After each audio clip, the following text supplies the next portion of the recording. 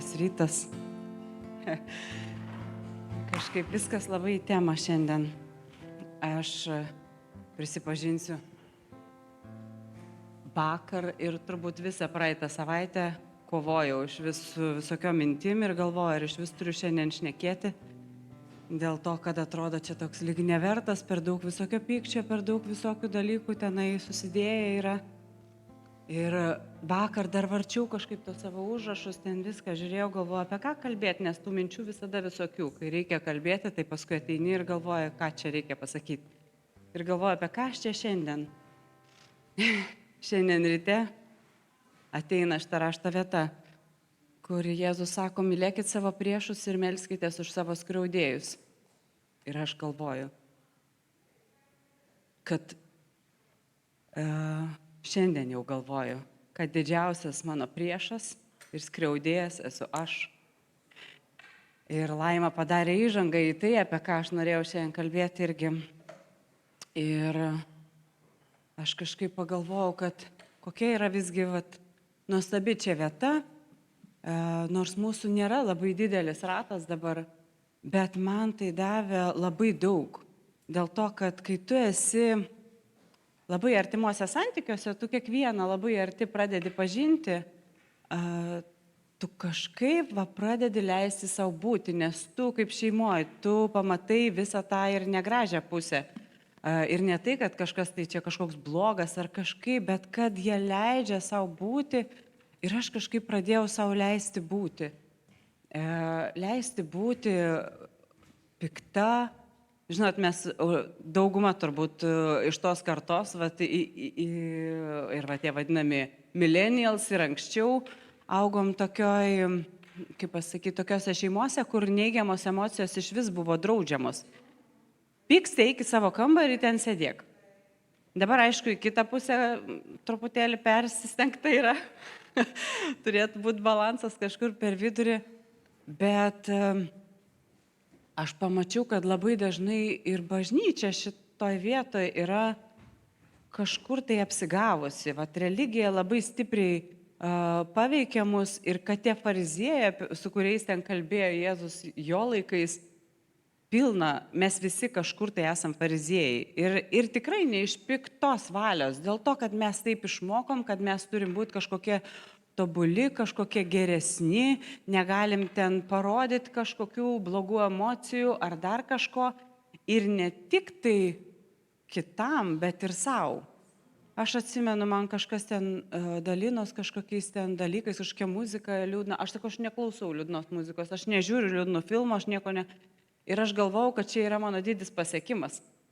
Kad aš čia taip teisingai darau. Iš vienos pusės taip teisingai turi žiūrėti, ką tu dedi į savo galvą ir ką tu tenai, kom tu save pripildai, bet aš supratau, kad aš tiesiog buvau uždraudusi savo liūdėti, uždraudusi savo pykti ir labai daug dalykų uždraudusi. Ir aš kažkaip pamačiau, kad ir bažnyčiai tas yra, man kažkaip, kai buvo, čia kalbėjo Giedrius Saulytis, man tai buvo kažkokios naujos pradžios, kažkokia nauja pradžia.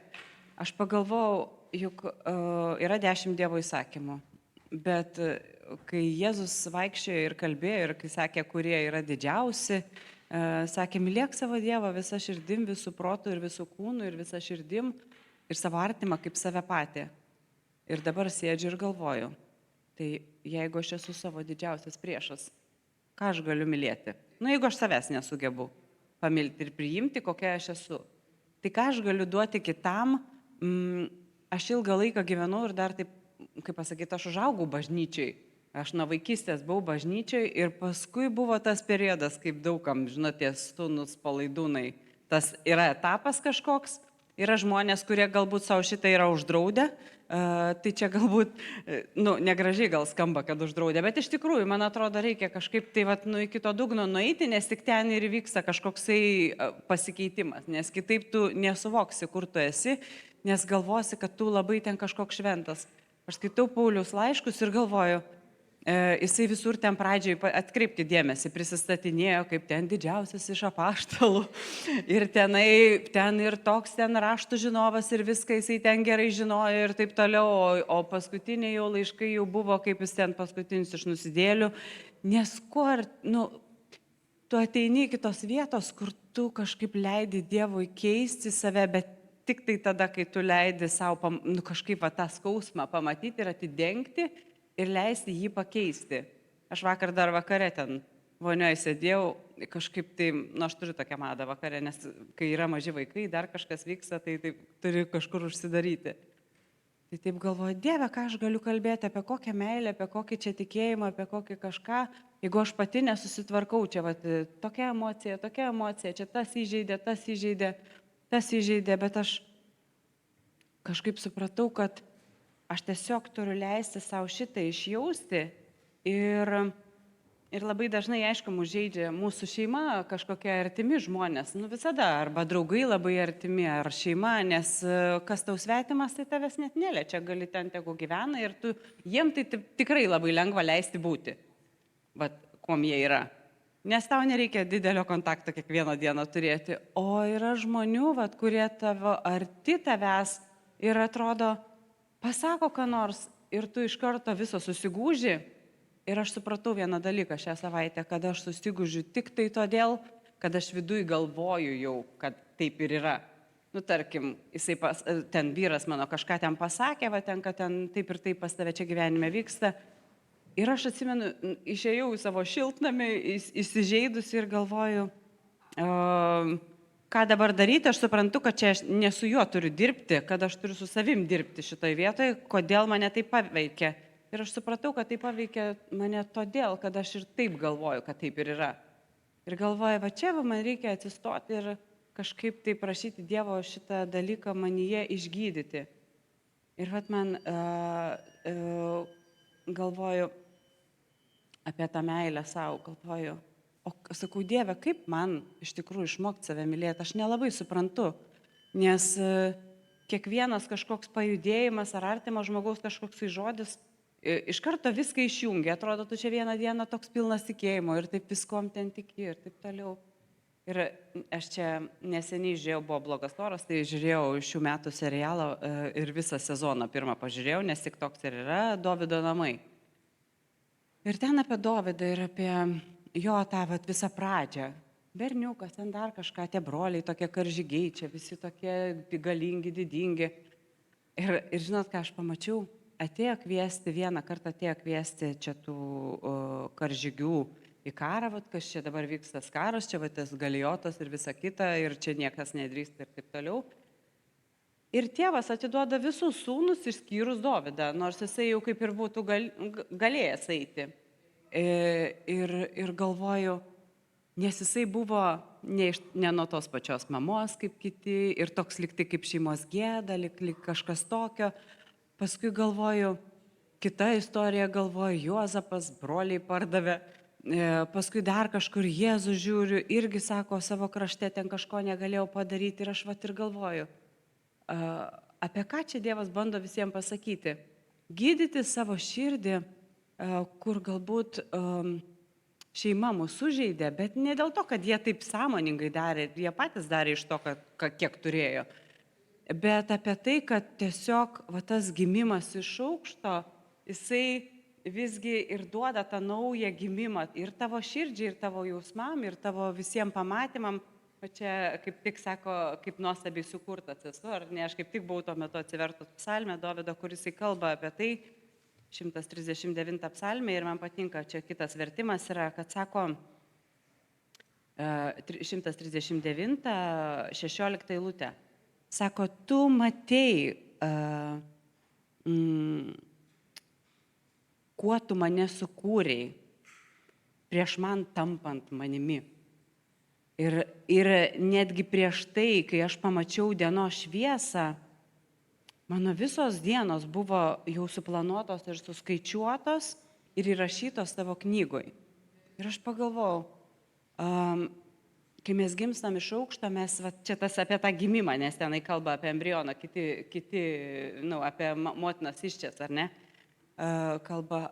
ir aš galvoju, kad galėti įeiti į tą savo potencialą, tu turi kažkaip tai leisti savo tom sužeistom dalim išeiti į paviršių, leisti Dievui jas pakeisti ir paimti ir pakeisti juos tavo liūdėsi, džiaugsmu, tavo ten kažkokį tai nerimą, ramybę ir taip toliau.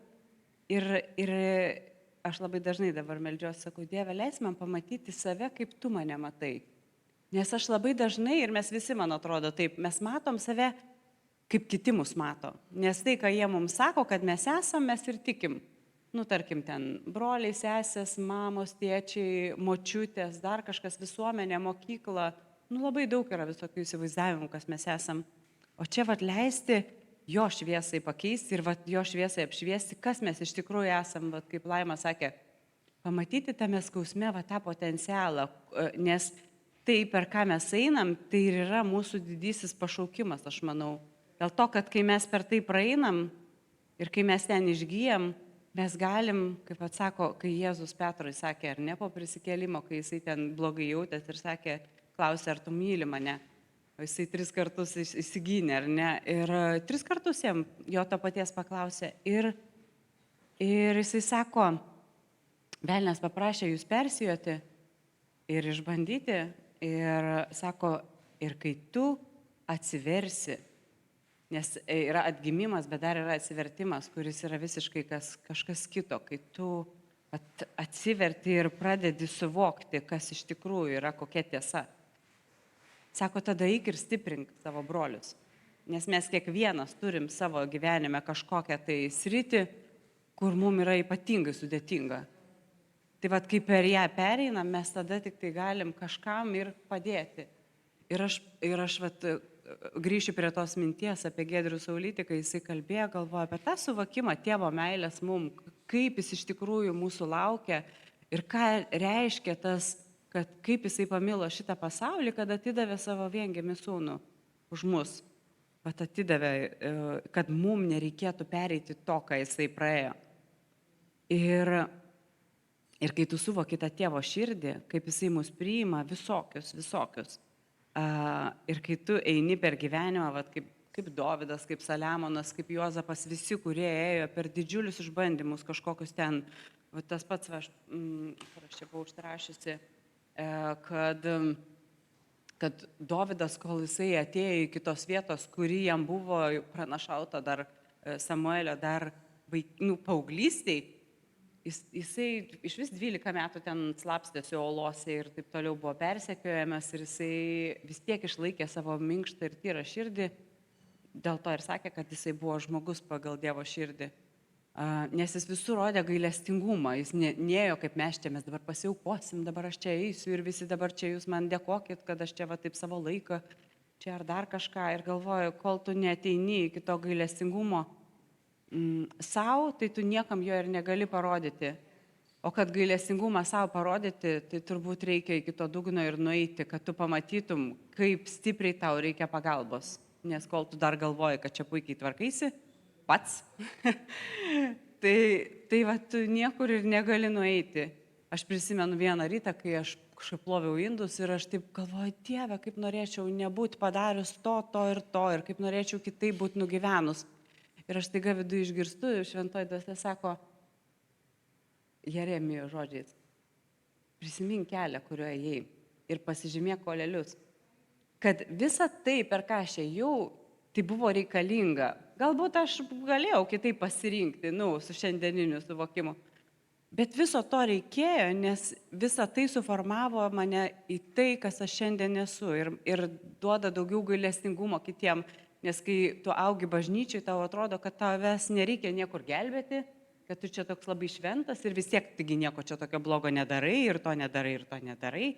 Ir staiga tu suvoki, tarkim, man labai patinka ta Juozapo istorija, kai broliai jį parduoda, tikrai iš pavydo, bet dėl to, kad jisai buvo pasikėlęs, jis ten pasigyrė, kaip jie čia visi prieš jį linksis ir taip toliau ir panašiai. Tai va čia šitą reikėjo matyti irgi praeiti, va tą 20 metų kalėjimo kažkur ten duobėj prasidėti ir leisti Dievui pakeisti tavo širdį, kad tu suvoktum ir va, kai atėjo tie broliai ir kai tu galėjai juos ten į kalėjimą įkišti ir taip toliau ir neparodyti to gailestingumo, visgi jau buvai pajėgus tą padaryti, nes tau buvo parodytas gailestingumas ir tu buvai iškeltas iš tos duobės ir iš to, bet, kaip pastorė mėgsta sakyti, akivaro, iš to purvo, iš to liūno kažkokio tai.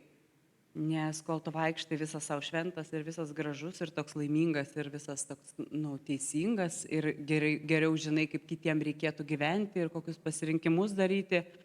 Paskaitykim, sakau, taip iš tikrųjų, Biblija, Dovydas ką darė, Saliamonas ką darė, visi turėjo dėl ko, kaip pasakyti, būti nepriimti Dievo, bet visgi taip neįvyko. Ir kai sako, kad Dievas ten baudžiantis ir taip toliau, ten buvo Senajam testamente, aš kažkaip to nematau. Kaip pasakyti, Dievo žmonėms jisai buvo visada labai, labai minkštas, net kartais netgi tiem, kurie ir, kaip pasakyti, tiesiog atgailaudavo, kaip Ninevės, pavyzdžiui, gyventojai, jie nebuvo.